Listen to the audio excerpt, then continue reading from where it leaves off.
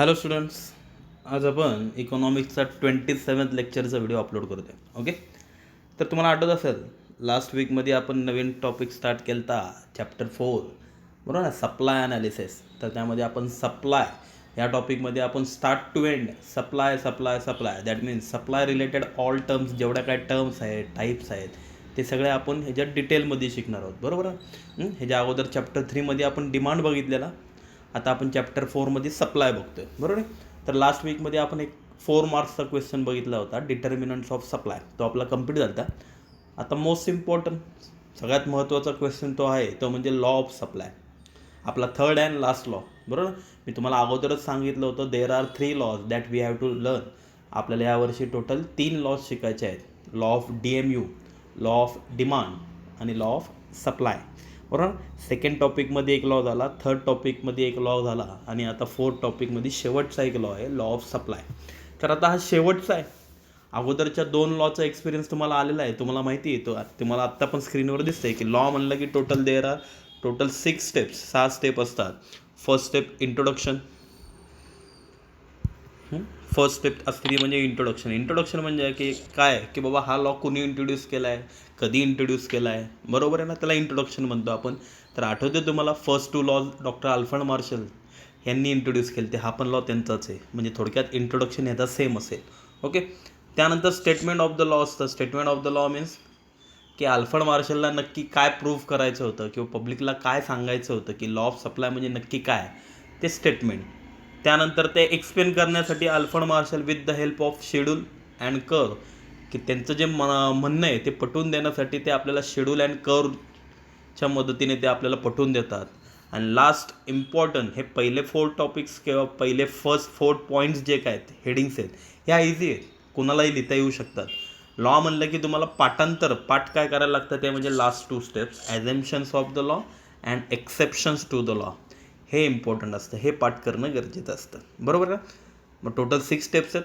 एवढ्या काय आपल्या एका लेक्चर्समध्ये व्हायच्या नाही, आपण मिनिमम पहिल्या 4 स्टेप्स कवर करायचा प्रयत्न करू. ओके, चला मग फर्स्ट आहे इंट्रोडक्शन, की आपण हा जो आता लास्ट लॉ बघतोय ना, शेवटचा लॉ ऑफ सप्लाय, की ह्या लॉमध्ये ॲक्च्युली इंट्रोडक्शन काय आहे, तर तोच इंट्रोडक्शन आहे जो लॉ ऑफ डिमांडमध्ये होता, तोच आहे. बघा, तुम्ही बघू शकता, the law of supply is also fundamental principle of economic theory like law of demand. की ज्याप्रमाणे लॉ ऑफ डिमांड एक फंडामेंटल थेरी होती, त्याचप्रमाणे law of supply is also fundamental economic theory. बरोबर, म्हणजे थोडक्यात लॉ ऑफ डिमांड आणि law of supply दोन्ही एकसारखे म्हणायला हरकत नाही. इंट्रोडक्शन बघा, तेच आहे पुढचं sentence. It was introduce by professor Alfred marshal in his book, की हा जो काय लॉ आहे तो इंट्रोड्यूस कोणी केलेला आहे, तर प्रोफेसर अल्फ्रेड मार्शल.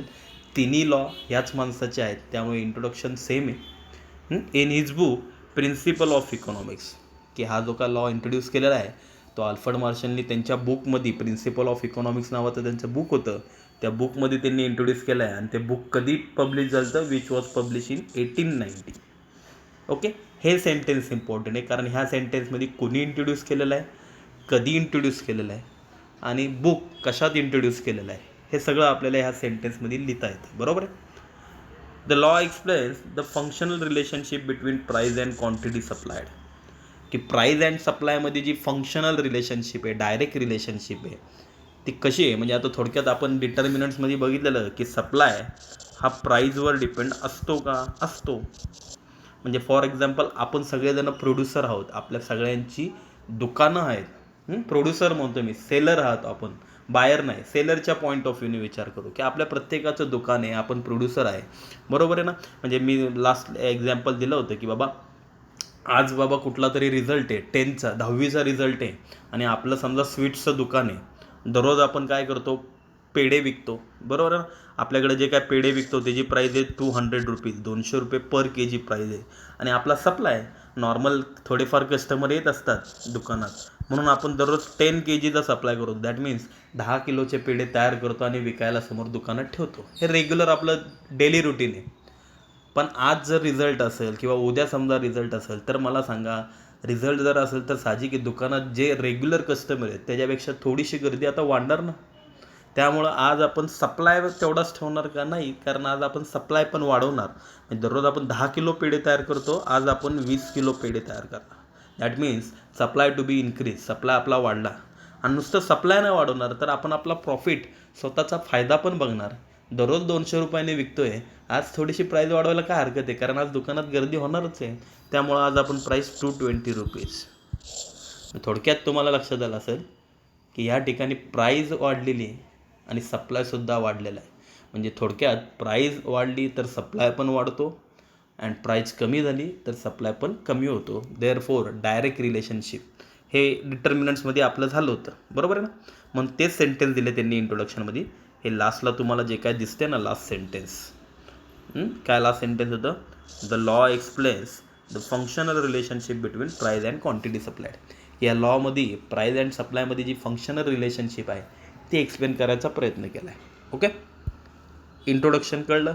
इंट्रोडक्शनमध्ये थोडक्यात कोणी इंट्रोड्यूस केला आहे, कधी इंट्रोड्यूस केला आहे आणि कशात इंट्रोड्यूस केला आहे एवढं सांगितलं तरी पुष्कळ. Next step, statement of the law. की अल्फ्रेड मार्शलने इंट्रोड्यूस केलं आहे, पण त्यांना काय सांगायचं होतं, त्यांना काय प्रूफ करायचं होतं, तर बघा. आता स्टेटमेंट लिहिताना डबल इन्व्हर्टेड कॉममध्ये जो काय फर्स्ट पॅरेग्राफ आहे तो अल्फ्रेड मार्शल द्यायचा आहे, त्यामुळे तो ॲज इट इज आहे तसाच व्यवस्थित लिहावा लागेल. काय दिले त्यांनी? अदर थिंग्स बिंग कॉन्स्टंट, की जेव्हा अदर थिंग्स कॉन्स्टंट असतील, ह्या अदर थिंग्सचा अर्थ मी नंतर सांगतो. सेंटेन्स पुढचं महत्त्वाचं वाक्य, higher the price of commodity more is the quantity supplied. कळलं तुम्हाला त्याचा अर्थ? Higher the price of commodity म्हणजे जेव्हा एखाद्या प्रोडक्टची प्राईज वाढत जाते, more is the quantity supplied, तेव्हा त्याचा सप्लाय पण काय होत जातो? वाढत जातो. And lower the price of commodity, जेव्हा प्रोडक्टची प्राईस कमी होत जाते, less is the quantity supplied, तेव्हा सप्लाय पण काय होतो? कमी होतो. केवढं सोपं सेंटेन्स आहे, बरोबर ना? सोप्या भाषेत दिलेलं आहे. Higher the price of commodity more is the quantity supplied, की प्राईज वाढला की सप्लाय पण वाढतो. And lower the price of commodity less is the quantity supplied, price कमी झाली की सप्लाय पण कमी होतो. बरोबर आहे. हे अल्फ्रेड मार्शलचा पॅराग्राफ आहे, त्यामुळे त्यात चेंजेस करू नका. As it is double inverted कॉममध्ये लिहून काढा. आणि अजून एक पॅराग्राफ आहे, तो आपल्या लँग्वेजमध्ये सिम्पल वर्ड्समध्ये तुम्हाला जे वर्क कळलं अल्फ्रेड मार्शलचं ते सोप्या भाषेत तुम्ही सांगण्याचा सेकंड पॅराग्राफमध्ये प्रयत्न करा. काय दिलं बघा? In simple words other factors remaining constant. ही सोप्या भाषेत सांगायचं झालं की जेव्हा other factors remaining constant, other factors constant असतात, काय दिले? राईज इन प्राईस, की जेव्हा एखाद्या प्रोडक्टची प्राईस वाढती, results in a rise in quantity supplied, त्याचा परिणाम काय होतो? Results in a rise in quantity supplied, price वाढली की क्वांटिटी सप्लायड पण वाढतो. अँड वाईस वर्सा, वाईस वर्सा म्हणजे त्याच्या उलटं, तुम्हाला माहिती आहे. दच ह्याचाच अर्थ काय झाला? There is direct relationship between price and quantity supplied. म्हणजे थोडक्यात ह्याच्यावरनं काय प्रूफ झालं की प्राईज अँड सप्लाय ह्या दोघांमध्ये डायरेक्ट रिलेशनशिप असते. बरोबर आहे. डायरेक्ट रिलेशनशिपचा अर्थ कळला ना? दोन रिलेशनशिप असतात. लॉ ऑफ डिमांडमध्ये इनवर्स रिलेशनशिप होती, त्याला इनवर्स पण म्हणतात किंवा इनडायरेक्ट रिलेशनशिप पण म्हणतात. त्याचा अर्थ काय की ऑपोजिट. डिमांडमध्ये कसं असतं? डिमांडमध्ये प्राईज वाढली की डिमांड कमी होतो. आता सोनं महाग होत चाललं तर आपण सोनं घ्यायला जाणार का? नाही घ्यायला जाणार, कारण डिमांड आपला कमी केला. आपल्याला सोन्याची किंमत परवडत नाही, कारण आपण बाहेरच्या दृष्टिकोनातून विचार करतोय. इनवर्स, इनडायरेक्ट रिलेशनशिप उलटे. प्राईज महाग झाली, डिमांड कमी झाला सोन्याचा. परंतु सप्लायमध्ये तसं नसतं. सप्लायमध्ये आपण प्रोड्युसर असतो. म्हणजे मगाचं एक्झाम्पल स्वीट्सचं मी दिलं. आज जर रिझल्ट असेल तर आज आपण प्राईस पण वाढवणार आहे.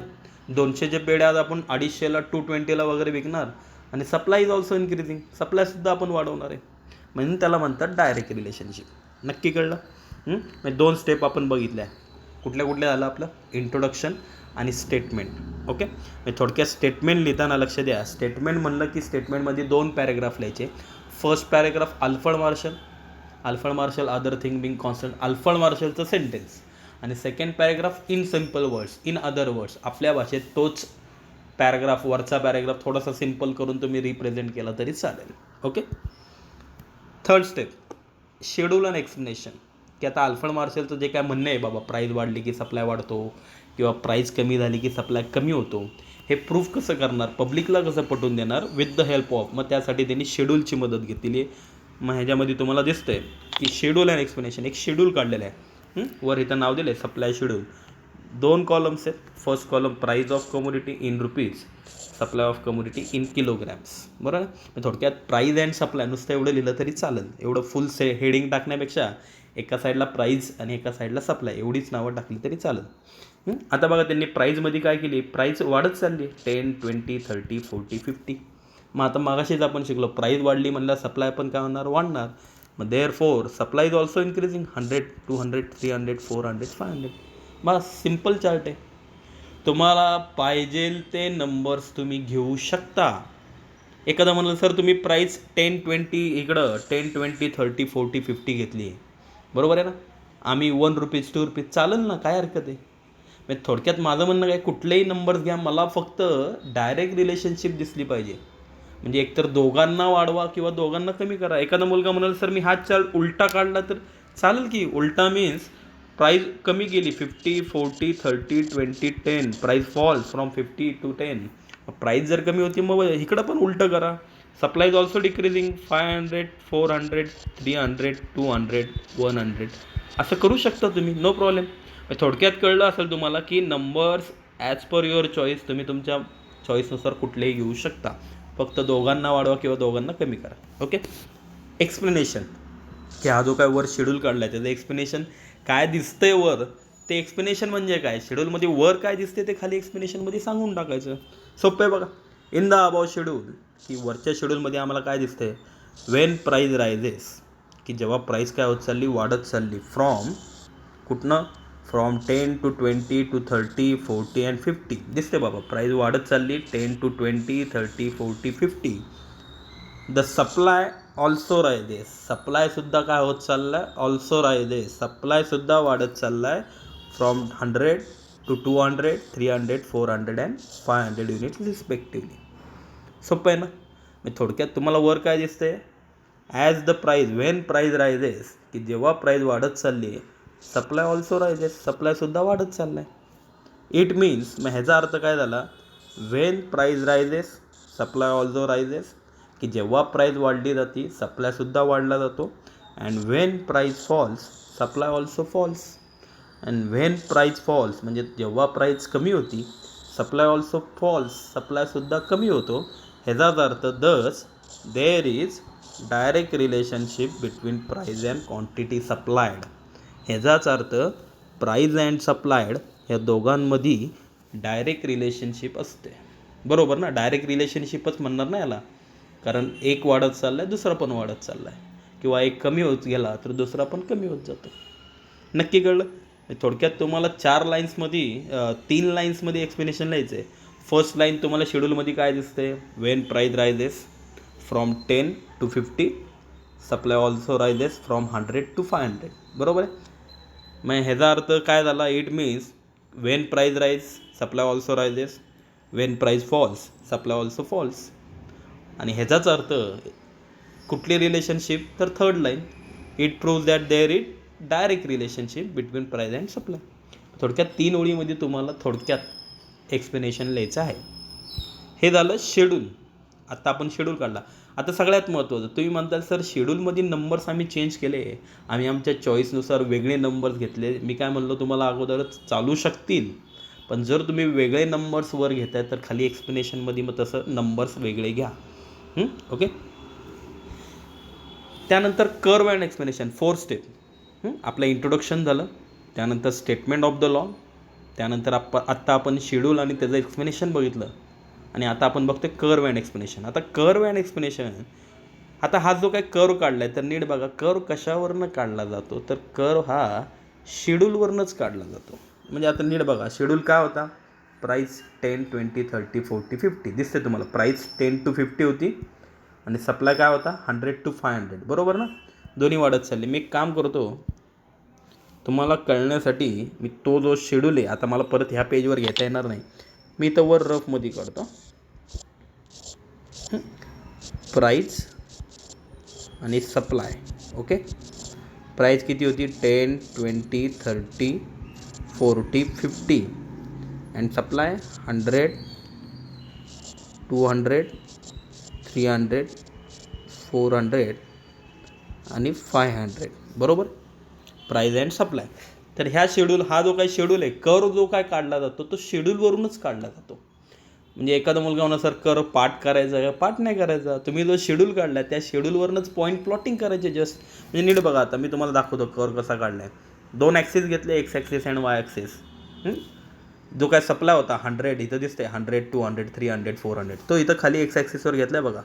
1 सेंटीमीटरवर पॉईंट्स प्लॉटिंग केलेत, 100, 200, 300, 400 अँड 500. आणि प्राईस जी काय होती 10, 20, 30 on Y axis, 10, 20, 30, 40, 50. Okay. Supply X ॲक्सिसवर, प्राईस वाय ॲक्सिसवर घेतली. नावं पण टाकायची लगेच खाली. एक्स ॲक्सिसला नाव काय दिले, क्वांटिटी सप्लायड, आणि वाय ॲक्सिसला नाव दिले प्राईस. ओके. आता बघा तो पॉईंट्स कसे काढलेत. फर्स्ट बघा, वर शेड्यूलमध्ये बघा, जेव्हा फर्स्ट प्राईस किती होती 10, तेव्हा सप्लाय किती होता 100. म्हणजे लक्ष द्या, इथनं प्राईज मी 10 घेतली आणि इकडनं सप्लाय मी 100 घेतला. 10, 100 हा इथं पहिला पॉईंट मिळाला, कळलं. त्यानंतर सेकंड पॉईंट काय होता 20, 200, की जेव्हा प्राईस 20 झाली, supply also rises 200, 20 and 200. Then when price is ₹30, supply also increases 300, 30 and 300. त्यानंतर 40 and 400, and last but not the least 50 and 500. असे टोटल 5 पॉईंट्स होते. आपण काय केले ते प्लॉटिंग केले. ओके. हे तुम्ही म्हणताल सर तुम्ही जसे प्लॉटिंग केलेत, आत्ता जसं दाखवलं तुम्ही हॉरिझॉन्टल अँड वर्टिकल लाईन्स, आडव्या उभ्या लाईन्स, हे असं केलं तरी चालेल, नाही केलं तरी चालेल. कारण त्यांनी जो ग्राफ दाखवलेला आहे नीट बघा, त्यांनी आपल्यासारख्या लाईन जॉईन नाही केले, डायरेक्ट पॉईंट्स प्लॉटिंग केलेत. आणि ते सगळे पॉईंट्स नंतर त्यांनी काय केले, after plotting joining them together, सगळे पॉईंट्स एकत्र जॉईन केले. जॉईन केल्यानंतर त्याला नाव दिलं SS. लॉ ऑफ डिमांडमध्ये आपण DD नाव दिलं तर बिकॉज ऑफ तो डिमांड कर होता म्हणून DD, हा सप्लाय आहे म्हणून SS. आणि नीट बघा, हे जे काय पॉईंट्स मिळाले डिमांडमध्ये, आपण वरून खाली आलतो, डाऊनवर्ड स्लोप्स होता. आत्तापर्यंत आपण जे काय लॉ बघितले 2, त्यामध्ये डाऊनवर्ड स्लोपिंग होतं, पण हा लॉ अपवर्ड आहे. इथं त्यांनी ॲरो बाण पण काढल्या बघा, अपवर्ड स्लोप आहे, कारण हा जो कर्व आपण काढला हा खालून वर चाललेला आहे. कळलं नक्की. ओके. आता त्या कर्वचं एक्सप्लेनेशन खाली काय दिलं नीट बघा. इन द फिगर 4.4, इथं टेक्स्टबुकमधनं मी कॉपी केलं आहे म्हणून इथं फिगर 4.4 आहे. तुम्ही हे लिहू नका, तुम्ही नुसतं इन द फिगर एवढंच लिहा. Okay. In the figure X axis represent quantity supplied and Y axis represent, X axis represent quantity supplied and Y axis represent the price of commodity. कर्वचं एक्सप्लेनेशन लिहिताना एवढी एक गोष्ट लक्षात ठेवा, फर्स्ट लाईन कंपल्सरी कुठल्या ॲक्सिसवर काय दाखवलं आहे. म्हणजे आपण नीट बघा, एक्स ॲक्सिसवर काय दाखवलं आहे सप्लाय, वाय ॲक्सिसवर काय दाखवलं प्राईस, मग तेच लिहा ना first sentence. X axis represent supplied, quantity supplied, and Y axis represent price of commodity. म्हणजे पहिली लाईन कर्वची कंपल्सरी हीच लिहायची. ओके. त्यानंतर तो SS जे काय आपण हेडिंग टाकली, त्या SSचा अर्थ काय, सप्लाय कर्व SS, की जो काय तो SS आहे ना सप्लाय कर्व, स्लोप्स अपवर्ड, तो कसा चालला आहे, स्लोप्स अपवर्ड. अपवर्ड म्हणजे वर चालला आहे, वरच्या बाजूला चालला आहे. कुठून, from left to right, left to right, डावीकडून उजवीकडे, बरोबर ना. लेफ्ट टू राईट तो अपवर्ड चालला आहे, वरवर सरकत चालला आहे. Which has positive slope. लक्षात ठेवा, अपवर्डलाच पॉझिटिव्ह स्लोप म्हणतात आणि डाऊनवर्डला निगेटिव्ह स्लोप म्हणतात. लक्षात ठेवा. कारण कधी कधी फिलिंग द ब्लँक्सला असं टाकतील की द सप्लाय कर्व स्लोप्स, मुलांना माहिती आहे बाबा सप्लाय कर्व स्लोप्स अपवर्ड, पण फिलिंग द ब्लँक्समध्ये अपवर्डच्या ऐवजी मुद्दाम पॉझिटिव्ह ऑप्शन देतील. मग मुलं शोधत बसतात, अरे त्या सरांनी तर शिकवलं सप्लाय कर्व स्लोप्स अपवर्ड, पण ह्यात अपवर्ड ऑप्शन नाही. Upward means positive. ओके. की जो काय SS आहे, SSचा अर्थ काय झाला, सप्लाय कर्व आहे, स्लोप्स अपवर्ड, तो अपवर्ड चालला आहे, from left to right, left to right तो अपवर्ड चालला आहे. तो अपवर्ड चालला आहे म्हणजे ह्याचा अर्थ इट इंडिकेट्स, तो वरवर चालला आहे ह्याचा earth it indicates, indicates means showing, दर्शवणे, दाखवणे. तो वरवर चालला आहे ह्याचा अर्थ तो काय दाखवतोय, it indicates direct relationship between price and quantity supplied. तो वरवर चालला आहे ह्याचा अर्थ तो प्राईज अँड सप्लाय ह्यांच्यातली तो डायरेक्ट रिलेशनशिप त्या ठिकाणी दाखवतोय. ओके. कळलं नक्की. 3 लाईनमध्ये जसं शेड्यूलचं एक्सप्लेनेशन होतं तसंच 3 लाईनमध्ये कर्वचं एक्सप्लेनेशन आहे. कळलं नक्की? तर आज आपण एक काम करतो आहे, टोटल लॉ खूप मोठा असतो त्यामुळं आज आपण इथपर्यंतच थांबू. म्हणजे आज आपण 4 स्टेप बघितल्या. इंट्रोडक्शन, त्यानंतर statement of the law, schedule and explanation आणि कर्व अँड एक्सप्लेनेशन. बरोबर आहे ना? बाकी 2 स्टेप राहिल्यात आपल्या ॲझम्पशन अँड एक्सेप्शन्स, ते आपण नेक्स्ट लेक्चर उद्याच्या लेक्चरमध्ये कंप्लीट करू. तर आज मग तुम्हाला एवढाच होमवर्क आहे जेवढं आत्ता झालेलं आहे. तुम्हाला वाटलं असेल, मी परत एकदा स्क्रीनशॉट तुम्ही काढून बघू शकता की तुम्ही आज हेडिंग काय टाकताल, लॉ ऑफ सप्लाय हेडिंग टाकताल. त्यानंतर इंट्रोडक्शन लिहून घ्या, त्याच्याखाली स्टेटमेंट ऑफ द लॉ, त्याच्याखाली शेड्यूल अँड एक्सप्लेनेशन आणि त्याच्याखाली कर्व अँड एक्सप्लेनेशन. जसं दिलं तसं as it is note down करून घ्या. ओके.